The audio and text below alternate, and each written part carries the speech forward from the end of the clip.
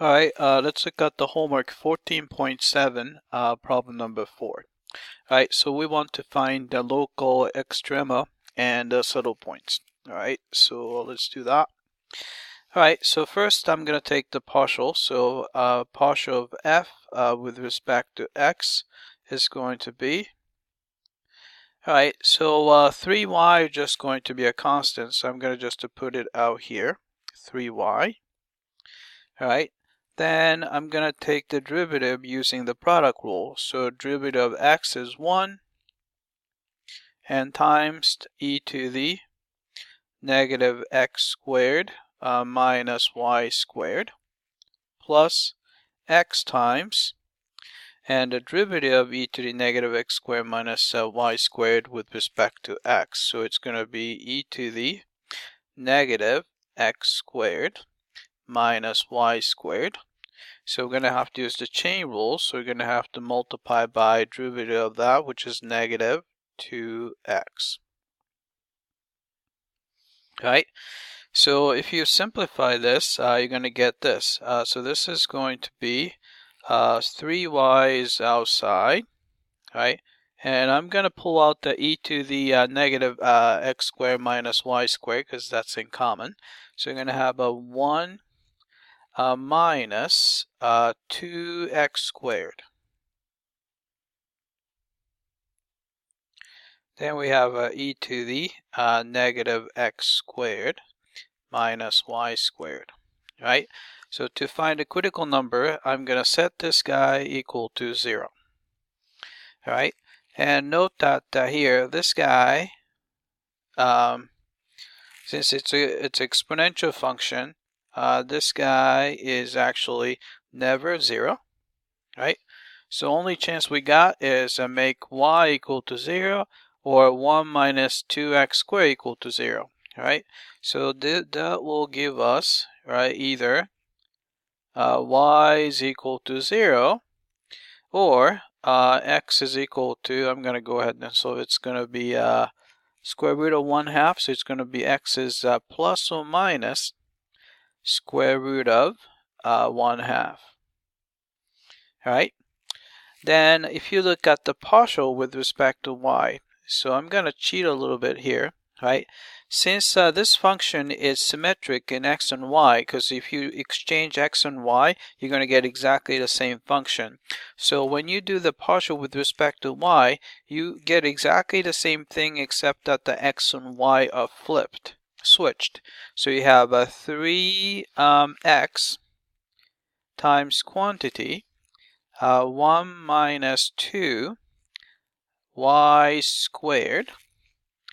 Then you have e to the negative y squared. I'm going to just write the same thing, x squared minus y squared, because it's the same thing, right? So if you set that equal to 0, right, then you're going to get either you're going to get x equals 0 or y is equal to plus or minus square root of 1/2. All right. So we get so we have critical points. So critical points are, all right. So first one would be we can take y 0 and x 0. So here 0, 0. All right. Then we can take square root of 1/2. Then y, it should be either positive or negative, so it's going to be actually I have to number these guys, right? So I should say here's a 2. All right, so it's square root of 1/2 comma square root of 1/2. Right? And the third one would be we can do a square root of 1/2, but we can do a negative square root of 1/2 for y, right? And the fourth one is negative square root of 1/2, then positive square root of 1/2, and the last one is let's see, negative square root of 1/2 comma negative square root of 1/2. So we have 5 critical points. All right, so let's find the second partials. So we have a second partial with respect to x. All right, so this is going to be a little bit messy, I guess. All right, so we take this guy, we take another partial. All right, so 3y is just going to be a constant, so I'm going to just put 3y out here. All right, then we have to do a product rule. So we take the derivative of the first guy, so it's going to be negative 4x times e to the negative x squared minus y squared. All right, plus we have 1 minus 2x squared, and then derivative of that, so which is going to be e to the negative x squared minus y squared. Then you would have to multiply by negative 2x, so you have to use a chain rule there, right? Then we want to clean this up a little bit. Let's see. So since everyone seems to have, let's see, negative 2x here, negative 2x, so I'm going to actually pull that out. So you have a negative 6xy, right? So if you pull that out, then you see that, let's see, and negative 2x, so you're going to get the 2 left over here, and a negative 2x, so it's going to be 2 plus 1, so it's going to be 3, and a minus, still have minus 2x squared.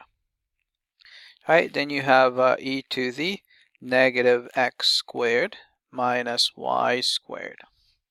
All right, so we got that. Then we can find the second partial with respect to y. All right, again, since x and y, this is a symmetric, so we just have to replace everything, switch x and y. So you're still going to get the negative 6 yx or xy, same thing. And then here you're going to have 3 minus 2y squared and e to the negative x squared minus y squared. All right, so we will get that. And how about the mixed partial? So we have partial with respect to x and then with respect to y. All right, so partial with respect to x, so we have that, and we have to take the partial. All right, so 3 is just a number, so I'll just put the 3 outside. And also, 1 minus 2x squared is also a number because it has no y in it. All right, then we take the derivative. All right, so derivative of y is 1 with respect to y. And then you have e to the negative x squared minus y squared plus y times derivative of that is e to the negative x squared minus y squared, and then multiply by, all right, with respect to y, so it's going to be negative 2y. All right, so this is going to be very interesting. You have a 3 here and a 1 minus 2x squared, and here you're going to get the 1 minus 2y squared, so 1 minus 2y squared, and nice and symmetric. Then you have a e to the negative x squared minus y squared. All right, so let's compute the d value here. So here 1. All right, let's compute the d of let's see, 0, 0. All right, so if you put 0 here, everything is 0, so it's going to be 0 times, and second partial with respect to y is going to be 0 too, minus mixed partial. Right, if you put 0 for x and 0 for y, you're going to get the 3 times 1 times 1 times e to the 0 is 1, so it's going to be 3. So you have 3 squared, so it's going to be negative 9, which is negative d value, which means that we're going to get a saddle point. All right, so we got that one. And 2. let's look at the d value at square root of 1/2 and the square root of 1/2. Right, so second partial with respect to y. All right, so we're going to put, let's see, -6 times square root of 1/2 square root of 1/2. So it's going to be 1/2. So -6 times 1/2 is -3. So I'm going to put the -3 times. All right, so you're going to put, let's see, square root of 1/2 there. So it's going to be 2 times 1/2 is 1. So 3 minus 1 is 2. So it's actually 3 times 2. So I'm going to actually put the -6 instead. All right, then you have square root of 1/2 squares 1/2. So it's going to be e to the -1. So e to the -1. All right, then you multiply this by. All right, you do the same thing, but you can use the symmetry. The value is going to be exactly the same, so it's going to be -6 e to the -1, right? And a minus, right? And a mixed partial, if you put the square root of 1/2, that's 0, so it's going to be 0. So this is going to be 0 squared, right? But this is going to be look like 36 e to the -2, which is positive, right? So, and also, if you look at the second partial with respect to x, which is going to be negative right here, right? So this tells you that it's a second partial is negative, so we know that it's going to be a local maximum there, right? So local maximum is at square root of 1/2 and square root of 1/2.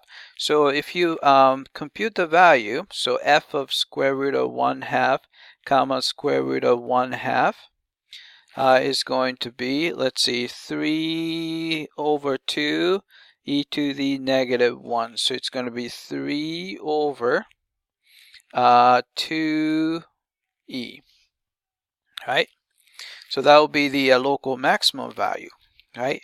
And 2, it's actually, it's going to be exactly the same if you do a negative square root of 1/2 and a negative square root of 1/2. So I'm going to actually do, I'm going to do 2 and 5 together. So this is 2 and 5 together.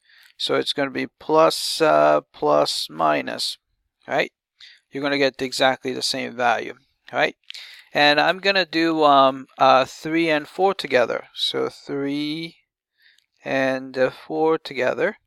So it's going to be a d value, right? So we're going to do a positive square root of 1/2, then negative square root of 1/2. So we have the opposite sign. So I'm going to do a plus minus, and you have a minus plus, right?